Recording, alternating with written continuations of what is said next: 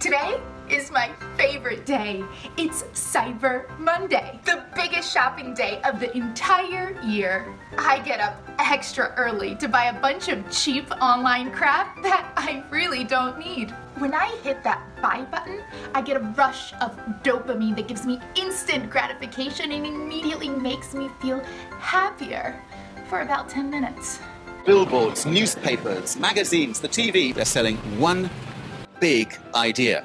That the more we consume, the better our lives will be. Though, as they like to say, shopping is way cheaper than a psychiatrist. Especially because I believe that having more stuff gives my life way more meaning. That's why I can't get enough of Black Friday and Cyber Monday discounts. And I'm not alone.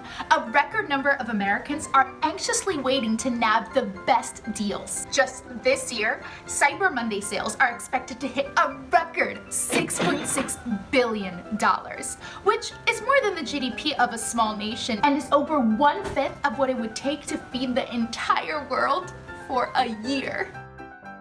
But as they say, there's no such thing as too much.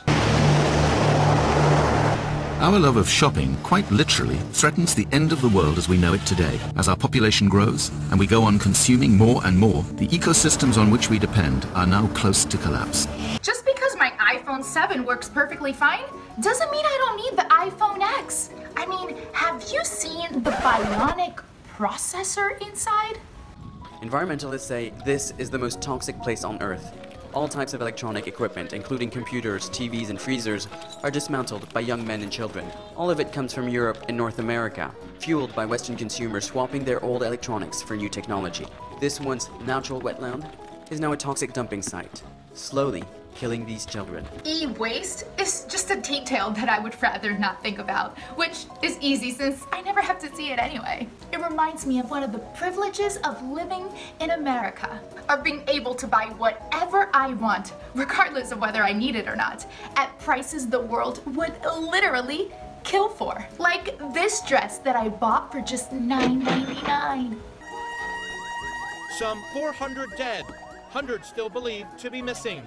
Garment workers in Bangladesh paying the price for cheap clothing. A number of Western labels and retailers use the factories once housed in this building. Which is why when I see those incidents and I hit the buy button for the latest, cheapest deals, I always feel grateful to little girls like Beefy, a 15-year-old behind a sewing machine in Bangladesh, whose little hands make miracles by helping create a minimum of 480 pairs of pants daily for about $1 in wages a day. Thanks, Beefy. If it weren't for all your hard slave labor, I wouldn't be able to pay as little as I do to always keep my closets overstocked. I also feel very grateful to some of the lovely children in China who work 16-hour days, 6 to 7 days a week, and getting paid all of $5 a day to make my beautiful dresses. Which I'm okay with since they do get an entire 2 days off a month. Clearly, folks, we can learn a lot from the Chinese and Bangladeshi work ethic. Now, if we were to listen to those market-unfriendly liberals and advocate that all companies abide by fair trade practices, where businesses are ethical and environmentally sustainable, where workers get paid fair wages and work in good conditions, that would be a total disaster, as our President Trump likes to say.